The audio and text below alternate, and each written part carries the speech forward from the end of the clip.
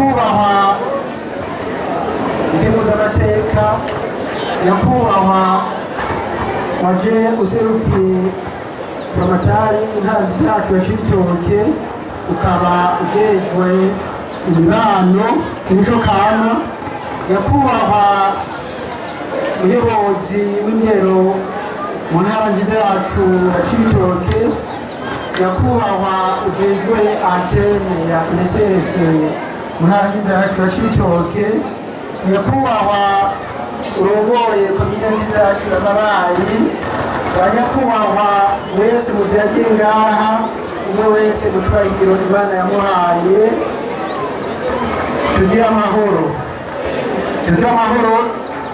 n'akazi keza mu gihugu cyacu cyiza cy'Uburundi.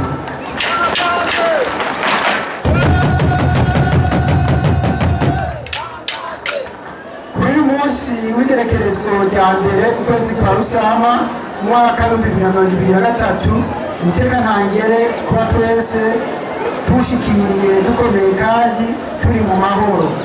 Ibyo nabyo tukaba tubikesha Imana mushobora byose. Mumfashe rero tuyikomere amashyi.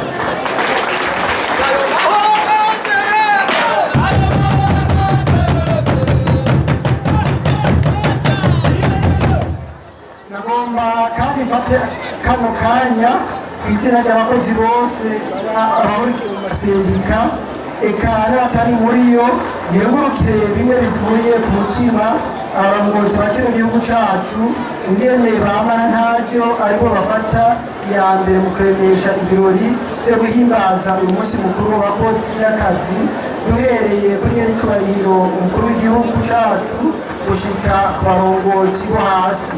Mufashe nabo nyene tubakomera amashyi.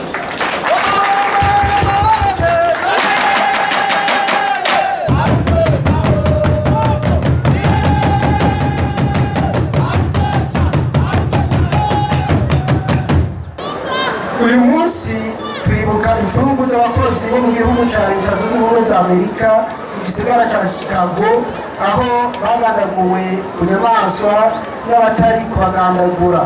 Abo nabo bakaba bari abakoresha babo, bahogwa ko bariko basaba gufatwa buntu. Aho hari igerekezo rya 3 ukwezi kwa 5 umwaka w'1986, mu gihe hari habaye ihagarikwa ry'akazi ryagizwe n'abakozi bo mu mahinguriro ya Mocheko mu gisagara ca Chicago, basaba ko umwanya w'akazi utorenza amasaha 8 ku munsi. Mu gihe bariko bagira inama yo kwanka gufatwa nk'abaja, iyo igipolisi cy'icyo gihugu cagiramo amabombe, amaraso araseseka, abakozi barapfa, indara ziratikira. Inyuma y'umwaka iryo bara ribaye, abantu bashika 8 bagize amahirwe bahitanwa n'ayo mabombe, barafashwe n'igipolisi cy'icyo gihugu, mbere bamwe muri bo baca baranyongwa.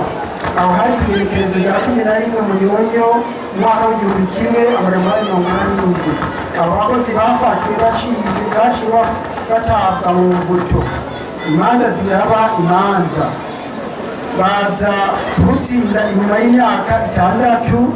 Urubanza rwatangaje ku mugaragaro, abantu bakikije ubutungane bemeza ko abapfuye bazize ubusa. Baca baragasaba ko abafunzwe bofungurwa atagisabwe, kandi ko boca barenganurwa. Mbere baca bararenganurwa, bararonka n'indishyi y'akababaro. Kubera iryo bara ryaguye mu mwaka w'1889, harabaye ikoraniro mpuzamakungu ryahuje ibihugu nka byose byo ku isi, bihurira muri Leta Zunze Ubumwe za Amerika kugira hafatwe ingingo zibereye. Byarababaje ibihugu byinshi byo ku isi. Mu ngingo zafatiwe muri iryo koraniro nuko abakozi bose bapfiriye muri izo mururu bazira ubusa ari injungu z'Chicago. incungu zazize guharanira agateka k'abakozi n'akazi kandi haca hashingwa umunsi w'itariki imwe y'ukwezi kwa gatanu uko umwaka utaje ko ubaye umunsi wo kwibuka no kunamira izo ncungu z'abakozi n'akazi. Mu mpungire rero abo bishobokera bavyaguruke mu mwanya munota umwe gusa twibuke twongere kunamire izo ncungu z'abakozi n'akazi zishwe n'abakoresha bazo ataco zizira.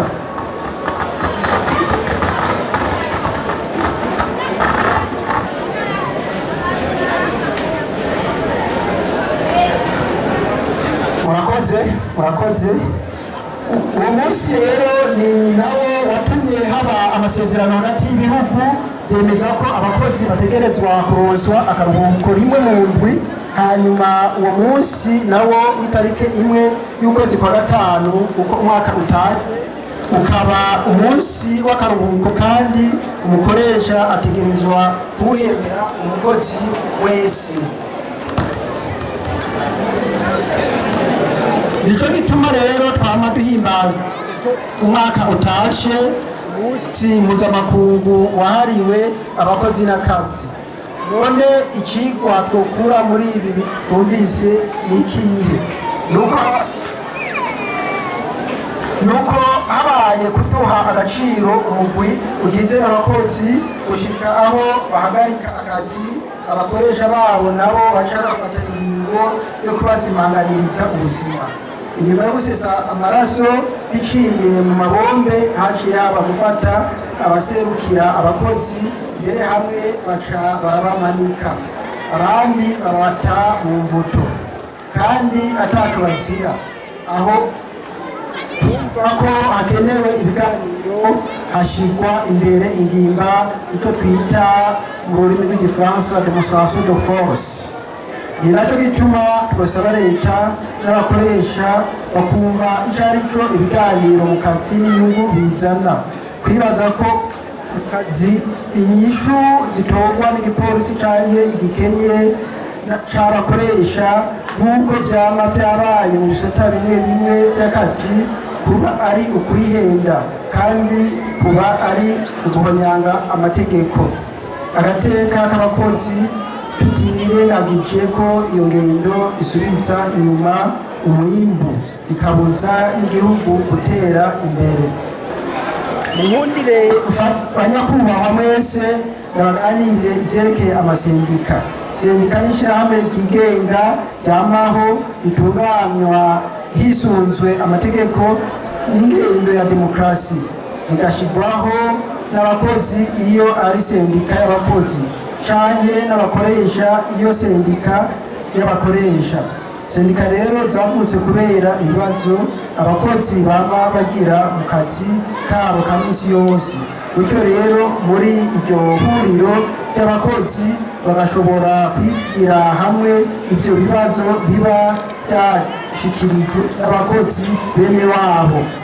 Ibyo sendika ijejwe navyo bikaba ari ibi bikurikira: kwigisha abanywanyi babo ibijanye n'amategeko agenga akazi n'inyifato ibereye mu kazi, kuvugira abakozi mu bijanye n'amategeko n'amategeko abagenga, guserukira abakozi mu migwi yose ishirwaho na leta canke n'abakoresha kugira batange intererano kuri ibyo byose bigenga abakozi n'akazi, kugira uruhara mu ishirwaho ry'amategeko, amabwirizwa canke amasezerano agenga akazi, kwama basuzuma ko buri mukozi akorera mu kibanza kibereye, afise ibikoresho byose bisabwa kugira akore neza kandi akingirwe impanuka zishoboka kumushikira, eka no kuraba ko n'agashahara ahembwa kabereye hisunzwe amategeko y'akazi.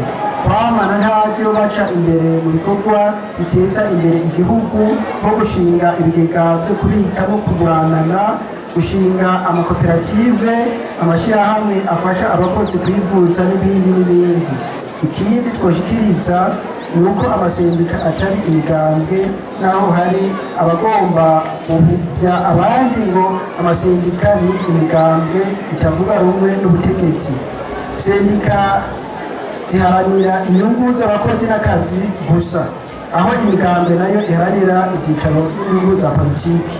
Muri uko gushaka guhuvya abakozi canke abarundi, uzosanga hari uriya mbere usanga hariho n'ababa bahagarariye leta bagenda bigisha abakozi babarandikira mu masindika bavuga ko yegamiye leta.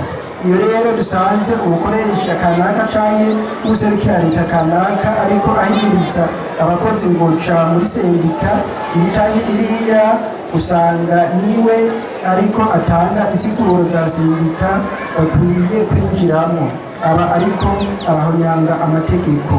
Umukoresha ahimiriza abakoresha nkawe kugira binjire mu masendika y'abakoresha. Ngaha mu Burundi bwacu amategeko y'akazi arahari menshi, arashigwaho hisunzwe uko amategeko mpuzamakungu abitegekanya.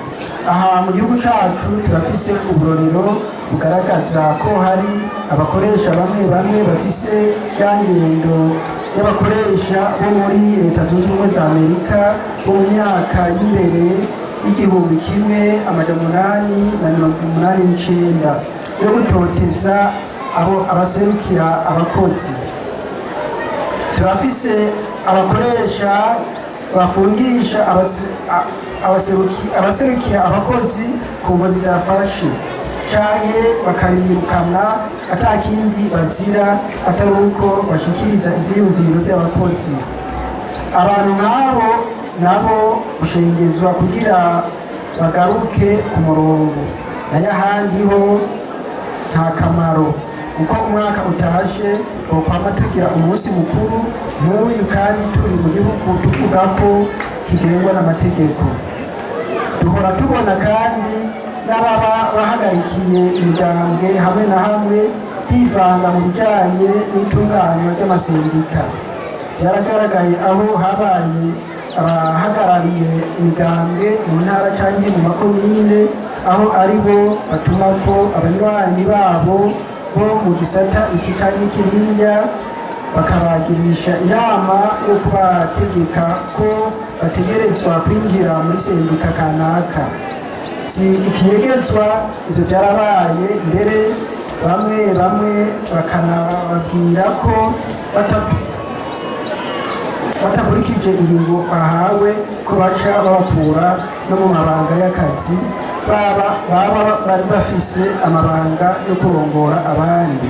Ibyo nabyo bikaba bitera ikibuga kibi mu kazi. Hari n'indongozi twaba twumva ko vyifuza ko hoba ivangura ry'akazi bahurikiyemwo mu masindika kugira ntihasubire kuba inari z'amasindika federation hamwe n'amahuriro y'amasindika confederation zihuriramwo abakozi bakurikira igisata ca leta secteur public hamwe n'igisata c'abikorera utwabo secteur privé hamwe n'abakozi bo mu gisata ry'imyuga yigenga mito secteur informel. Banyakubahiro mwese mu byagiye ngaha, ntitwaje rero kudondagura ingorane zose abakozi bafise, kuko byaragaragaye ko abakoresha bamwe bitabagwa neza mu matwi, bigatuma imigenderanire hagati y'abakozi n'abakoresha itosekara gusumba. Mugabo rero abo bakoresha bitaryohera kumva mu matwi iyo tugaragaje ibyo bakora, nabo tubasaba ko botegekanya ibiganiro nyabyo mu buzi bajejwe canke mu mahinguriro yabo hagati y'abaserukira abakozi n'abaserukira umukoresha mukuru. Bityo twirinde twese kwama twumvira ibibazo mu maradiyo, mu mboneshakure no mu menyeshamakuru. Atari uko naho ni ngombwa, naho bitoba bivuzwe uno munsi ejo canke hirya y'ejo tuzosanga byararenze impinga. Naho biri uko ntitwokwirengagiza gushikiriza ibibazo nyamukuru bihanze abakozi. Ica mbere ni ubuzima buzimvye, ica kabiri ubwigenge bw'amasendika mu kazi no gukingira indongozi mu masendika. Icya gatatu ni ukudaha agaciro itunganywa ry'ibiganiro mu kazi icyo bise LDS. Ubugira kane ni ihagarikwa ry'intererano y'abanywanyi b'amasendika roteri arasose de cotisation syndicale bisanzwe rikorwa n'umukoresha ku mushahara w'umukozi. Ubwa gatanu ni politike nshasha yo gutunganya imishahara icyo bise politike salariale. Ubwa nyuma ni umugambi wo kuronsa abakukuruke pension ingana n'umushahara bari bageze ko imbere y'ugukukuruka. Ibibazo bitandatu ni ibibazo nkoramutima ku bakozi, tugasaba ko byokwigwa vuba kugira bironke inyishu zibereye. Mugabo ibibazo by'abakozi si ibyo gusa, ibindi tutiriwe turavuga muri rino jambo tuzobirungikira nyir'icubahiro umukuru w'igihugu cacu n'abo basanzwe bakorana mu bijanye n'akazi kugira haboneke inyishu ibereye, gutyo abakozi bakore bari mu munezero uzoshirwaho n'ingingo zibereye zizoba zafashwe. Nkarangiza nsaba ko twese tubyagiye ngaha eka n'abatari ngaha mugabo bariko baradukurikirana ko uno munsi utoba umunsi wo guteraterana amajambo ataryoshe kumviriza, ahubwo woba kuri buri muntu umunsi wo kwirimbura akaraba ko atacu ariko arenganyamwo ubundi, gutyo ejo aho bukera habe ikiyago kibereye. Umukozi ntiyinube umukoresha, eka n'umukoresha ntiyinube umukozi canke userukira sindika iyi canke iriya. Ntihahangame Uburundi n'abarundi bose, ntihahangame umunsi mpuzamakungu w'abakozi n'akazi ku isi yose. Nitugire amahoro, ibikorwa, iterambere n'akazi keza kuri twese. Murakoze.